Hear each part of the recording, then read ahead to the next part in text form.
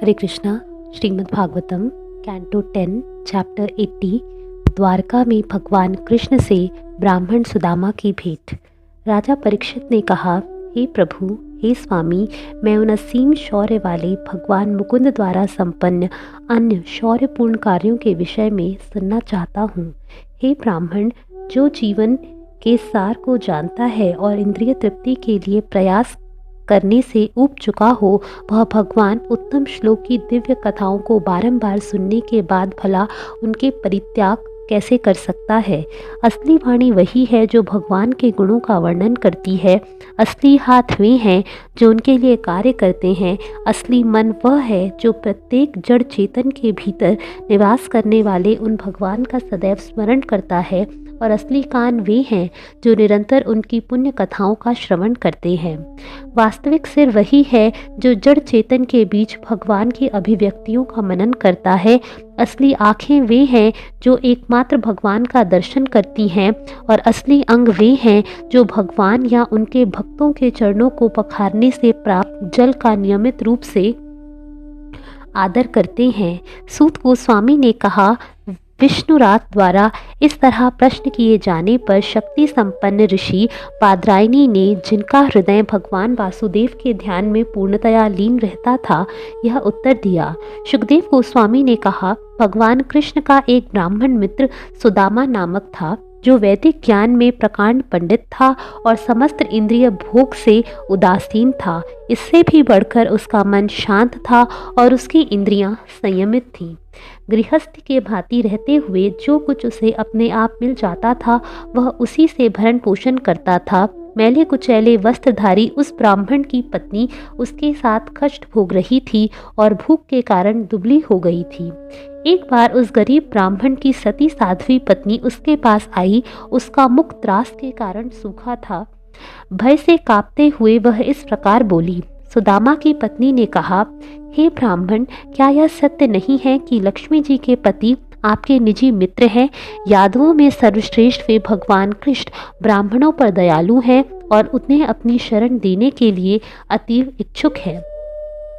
हे भाग्यवान, आप समस्त संतों के असली शरण उनके पास जाइए। वे निश्चित ही आप जैसे कष्ट भोगने वाले गृहस्थ को प्रचुर संपदा प्रदान करेंगे।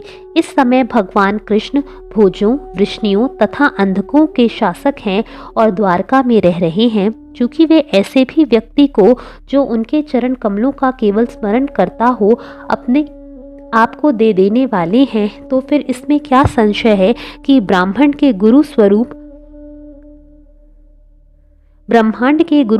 वे अपने निष्ठावान आराधक को वैभव तथा भौतिक भोग प्रदान करेंगे, जो कोई विशेष अभीष्ट वस्तुएं नहीं हैं। सुखदेव गोस्वामी ने आगे कहा, जब उसकी पत्नी ने उससे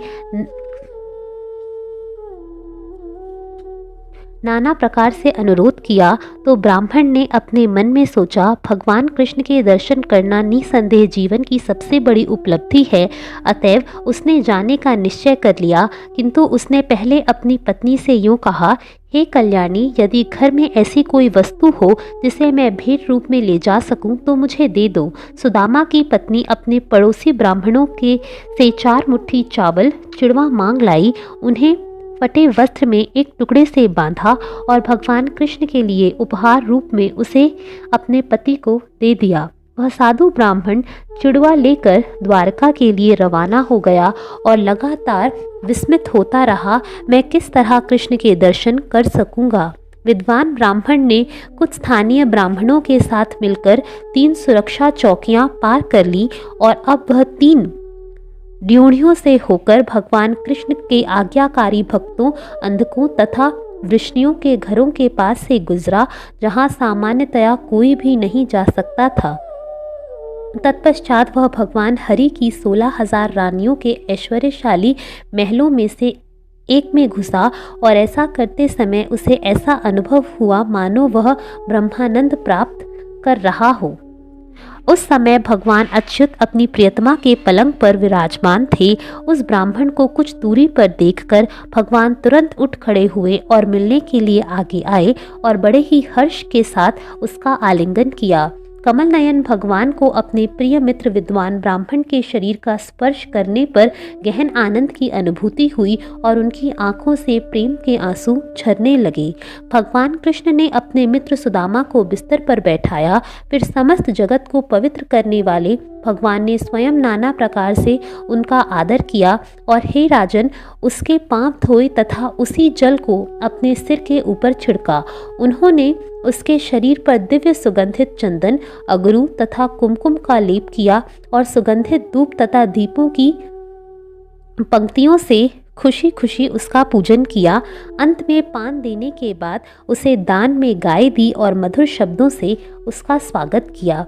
साक्षात लक्ष्मी देवी ने अपनी चामर से पंखा झलकर उस गरीब ब्राह्मण की सेवा की, जिसके वस्त्र फटे हुए और मैले थे और जो इतना दुर्बल था कि उसके शरीर की नसें दिख रही थीं।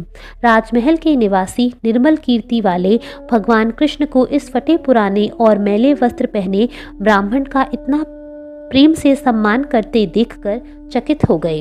राजमहल के निवासियों ने कहा, इस अस्त व्यस्त निर्धन ब्राह्मण ने कौन सा पुण्य कर्म किया है?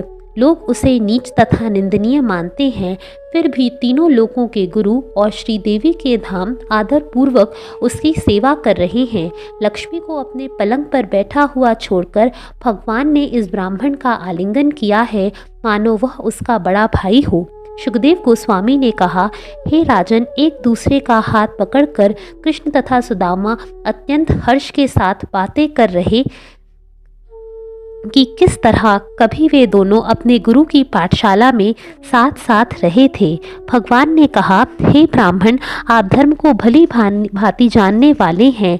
क्या गुरु दक्षिणा देने के बाद तथा पाठशाला से घर लौटने के बाद आपने अपने अनुरूप पत्नी से विवाह किया या नहीं? यद्यपि आप गृह कार्यों में प्रायः व्यस्त रहते हैं, किंतु आपका मन भौतिक इच्छाओं से प्रभावित नहीं होता। ना ही विद्वान आप भौतिक संपत्ति के पीछे पड़ने से अधिक रुचि लेते हैं। मैं यह भली भांति जानता हूँ। कुछ लोग भगवान की माया शक्ति से उत्पन्न समस्त भौतिक लिप्साओं का परित्याग करके सांसारिक इच्छाओं से मन को अविचल रखते हुए सांसारिक कर्म संपन्न करते हैं। जिस तरह मैं सामान्य जनों को शिक्षा देने के लिए कर्म करता हूँ, वे उसी तरह कर्म करते हैं। हे ब्राह्मण, क्या आपको स्मरण है कि हम किस तरह अपने गुरु की पाठशाला में एक साथ रहते थे? जब कोई द्विज विद्यार्थी अपने गुरु से सीखने योग्य सब कुछ सीख चुकता है, तो वह आध्यात्मिक जीवन का आनंद उठा सकता है जो समस्त अज्ञान से परे है। हे मित्र, व्यक्ति को भौतिक जन्म देने वाला ही उसका प्रथम गुरु होता है, और जो उसे द्विज के रूप में ब्राह्मण की दीक्षा देता है तथा धर्म कृत्यों में लगाता है, वह निसंदेह उसका अधिक प्रत्यक्ष गुरु होता है। किंतु जो सभी आध्यात्मिक आश्रमों के सदस्यों को दिव्य ज्ञान प्रदान करता है, वह उसका परम गुरु होता है। निसंदेह वह मुझ जैसा होता है। हे ब्राह्मण, यह निश्चित है कि वर्णाश्रम प्रणाली के सारे अनुयायियों में से जो लोग गुरु रूप में मेरे द्वारा कहे गए शब्दों से लाभ उठाते हैं और भवसागर को सरलता से पार कर लेते हैं, वे ही अपने असली कल्याण को सबसे अच्छी तरह समझ पाते हैं। सभी जीवों का आत्मा स्वरूप मैं अनुष्ठानिक पूजा, ब्राह्मण दीक्षा, तपस्या अथवा आत्मानुशासन द्वारा उतना तुष्ट नहीं होता जितना कि मनुष्य को अपने गुरु के प्रति की गई श्रद्धापूर्ण सेवा द्वारा तुष्ट होता हूँ। हे ब्राह्मण, क्या आपको स्मरण है कि जब हम अपने गुरु के साथ रह रहे थे तो हमारे साथ क्या घटना घटी थी? एक बार हमारे गुरु की पत्नी ने हमें जलाऊ लकड़ी लाने के लिए भेजा, और हे द्विज, जब हम एक विशाल जंगल में प्रविष्ट हुए तो तीव्र हवा और वर्षा के साथ साथ कर्कश गर्जन से युक्त आसमानी तूफान आ गया था। जब सूर्यास्त होते ही जंगल प्रत्येक दिशा में अंधकार से ढक गया और बाढ़ आ जाने से हम ऊंचे तथा नीची भूमि में अंतर नहीं कर पा रहे थे। जोरदार हवा और अनवरत वर्षा की चपेट में आकर हम बाढ़ के जल में अपना रास्ता भटक गए। हमने एक दूसरे का हाथ पकड़ लिया और अत्यंत संकट में पड़कर हम जंगल से निरुद्देश्य घूमते रहे। हमारे गुरु सांदीपनी हमारी विषय स्थिति को समझकर सूर्योदय होने पर हम शिष्यों की खोज करने के लिए निकल पड़े और हमें विपत्ति में फंसा पाया। सांदीपनी ने कहा, मेरे बच्चों, तुमने मेरे लिए इतना कष्ट सहा है। हर जीव को अपना शरीर अत्यंत प्रिय है, किंतु तुम मेरे प्रति इतने समर्पित हो कि तुमने अपनी सुविधा की बिल्कुल परवाह नहीं की। दरअसल सारे सच्चे शिष्यों का यही कर्तव्य है कि वे विशुद्ध हृदय से अपने धन तथा अपने प्राणों तक को अर्पित करके अपने गुरु के ऋण से उऋण हों। हे बालकों, तुम उत्तम श्रेणी के ब्राह्मण हो और मैं तुमसे संतुष्ट हूँ। तुम्हारी सारी इच्छाएं पूरी हों और तुमने जो वैदिक मंत्र सीखे हैं वे उस जगत में या अगले जगत में तुम्हारे लिए कभी अपना अर्थ ना खोएं।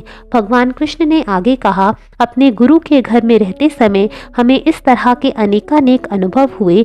कोई भी व्यक्ति अपने गुरु की कृपा मात्र से जीवन के प्रयोजन को पूरा कर सकता है और शाश्वत शांति पा सकता है।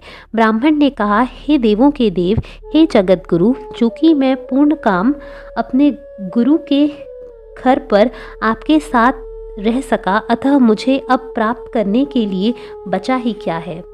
हे विभु, आपका शरीर वेदों के रूप में ब्रह्ममय है और इस तरह जीवन के समस्त शुभ लक्ष्यों का स्रोत है। आपने गुरु की पाठशाला में जो निवास किया वह तो आपकी लीलाओं में से एक है जिसमें आप मनुष्य की भूमिका का निर्वाह करते हैं। हरे कृष्णा।